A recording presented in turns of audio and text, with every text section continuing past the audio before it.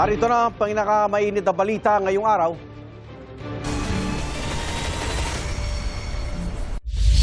Handa na rin po sa Brigada Eskwela ang isang eskwelahan sa Maynila at may unang balita live si James Agustin.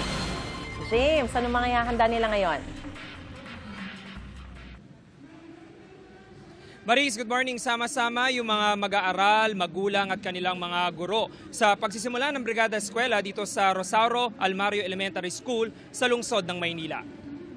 Bago mag-alas 7 na umaga na magsimula ang parada hudyat ng pagsisimula ng Brigada Eskwela 2026 na may temang bayanihan sa paaralan, nagkakaisa para sa kaayusan at kaalaman.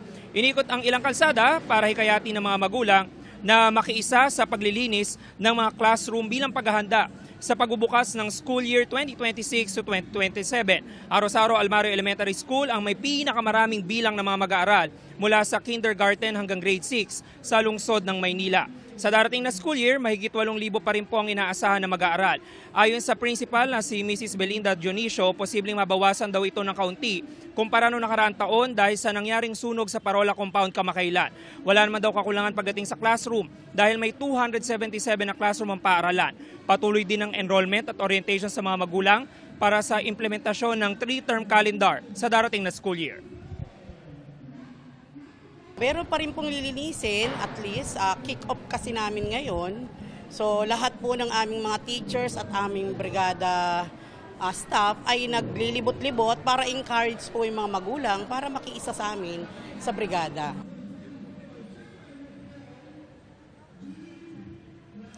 Samantala Maris, katatapos lamang nung parada at nakabalik na dito sa Rosauro Almario Elementary School yung mga nakiisa dyan at nagsimula na rin po yung kanilang programa. Patapos yung programa, isisimula na yung paglilinis dun sa mga classroom. Yan ang unang balita mula po rito sa lungsod ng Maynila. James Agustin, GMA News.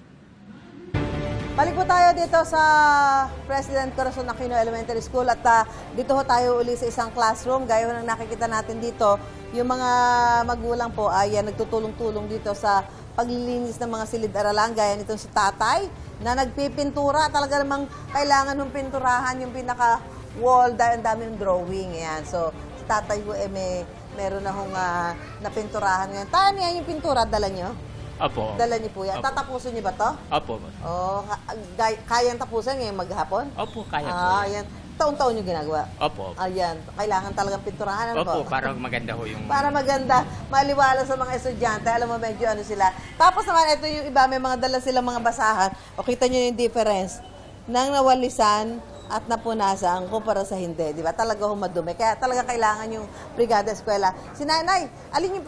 Nakita ko, nag-ano ka dito ng wall, ng dingding. Opo, para po matanggal naman kahit papaano yung mga dumi.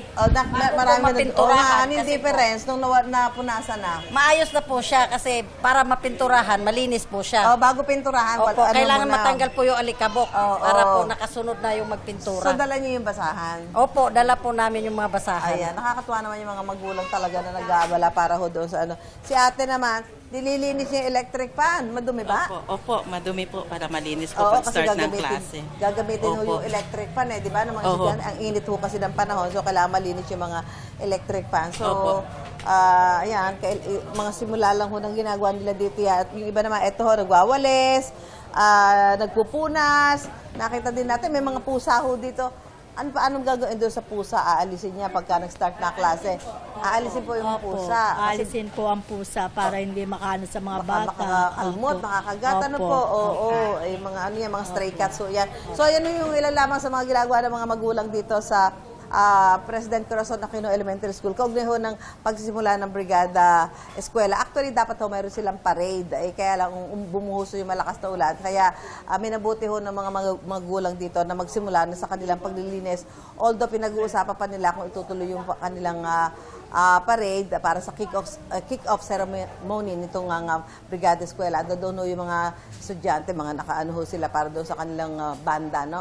So, tuloy-tuloy po yan at dito lang po sa President Corazon Aquino Elementary School, isa lang sa mga paaralan nagsasagawa ng Brigada Eskwela ngayong araw nito hanggang sa Biyernes ho yan dahil nga sa pagbubukas ho ng klase sa darating na Lunes. Ayan. Kaya kailangan na malinis na at maayos, ligtas ang mga papasukang eskwelahan ng ating mga mag-aaral. Samantala, hindi lamang po dito sa Quezon City nagkakaroon ng kailangan pag-aayos ng mga paaralan.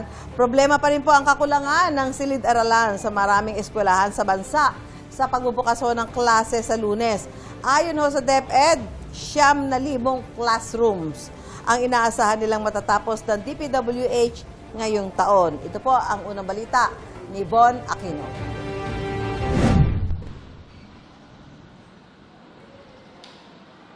Isa sa may pinakamalaking populasyon ng mga estudyante sa Quezon City ang Commonwealth Elementary School. At sa paparating na school year, nadagdagan pa ang mga nag-enroll sa kanila sa kindergarten.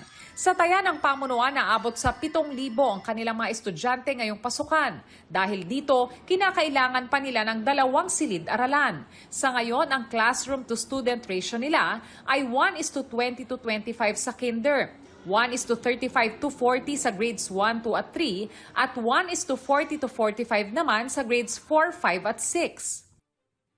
Meron po kasi mga rooms na maluwang, big rooms. Na kung i-divide po yun, magkakasya po yung 20 kinder pupils saka another 20 dun sa kabila. There's a division.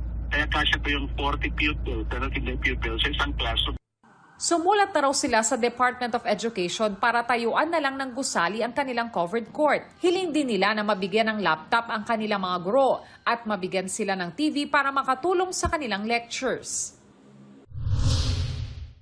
Paggawa ng partition sa mga classroom din ang solusyon ng Bagong Silangan Elementary School na may pinakamalaking bilang ng mga estudyante sa Quezon City. Halos 9,000 ang kanilang enrolled students. Ang kanilang classroom-to-student ratio, 1:35-45 at 1:50.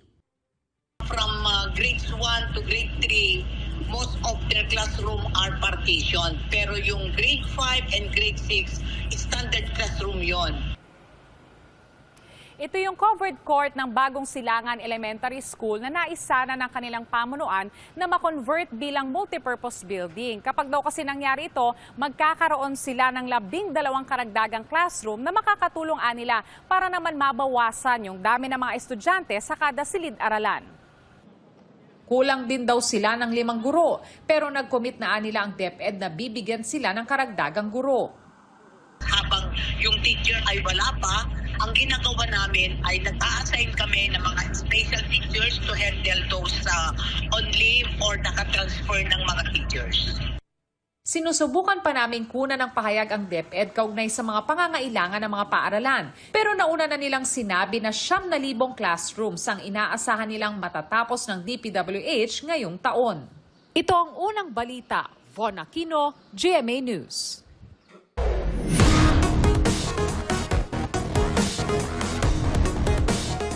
Bumaba ang presyo ng ilang klase ng isda sa Pasig Mega Market. Price check tayo sa unang balita live ni EJ Gomez. EJ, magkano ang ibinaba ng presyo?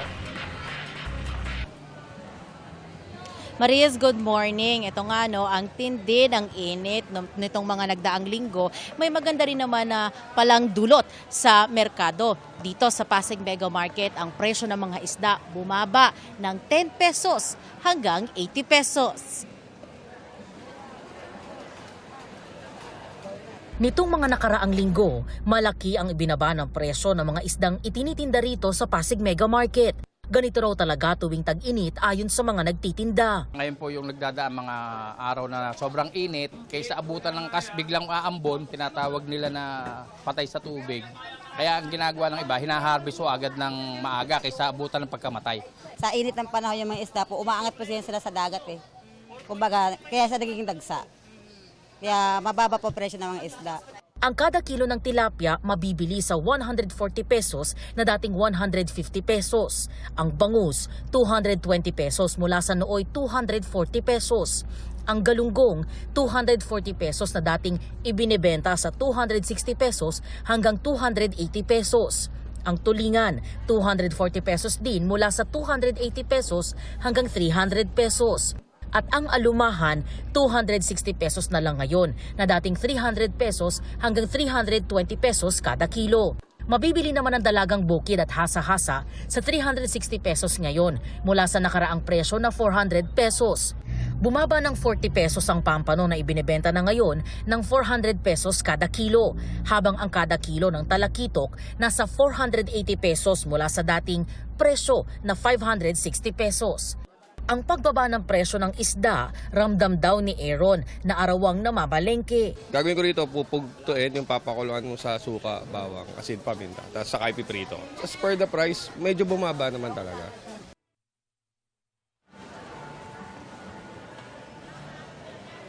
Mariz, ayon pa sa mga nagtitinda, oras na pumasok ang tag-ulan, maghanda raw ang mga mamimili sa posibleng muling pagtaas ng presyo ng mga isda. Sa tansya nila, sa Hulyo yan hanggang sa Vermonts.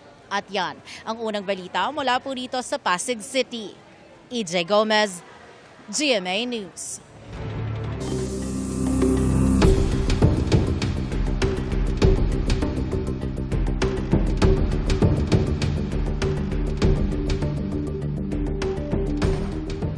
Alas 7 po mamayang gabi ang deadline kay Vice President Sara Duterte para sagutin ang articles of impeachment laban sa kanya. Sabi ng isa sa mga abogado ng bise, hindi patiyak kung pupunta ba sila sa Senado para magsumite o ipadadala na lang via email ang kanilang sagot. May unang balita si Jonathan Andal. Handa na ang ipapasang sagot ng defense team sa articles of impeachment laban kay Vice President Sara Duterte. Ayon sa isa sa mga abogado ng bise na si Atty. Michael Poa, magpapasa sila ng sagot sa mismong deadline ng Senado na impeachment court. Pero hindi pa nila masabi kung personal silang pupunta sa Senado o ipadadala na lang sa email ang kanilang sagot. Sa media advisory ng Senado mula alas 8 ng umaga hanggang alas 7 ng gabi, hihintayin ang sagot ng bise, kaya mas maghihigpit ng seguridad sa Senado. Sa gitna nito, itinanggi ni Senate President Alan Peter Cayetano na tungkol sa impeachment trial, ang panukalang payagan ng mga senador na makilahok at bumoto online. Wala pong katotohanan na yung amendment ng rule na to ay nakaugnay sa amendment sa rule sa impeachment. Bakit po? Unang-una, inadapt na po namin yung rule sa impeachment.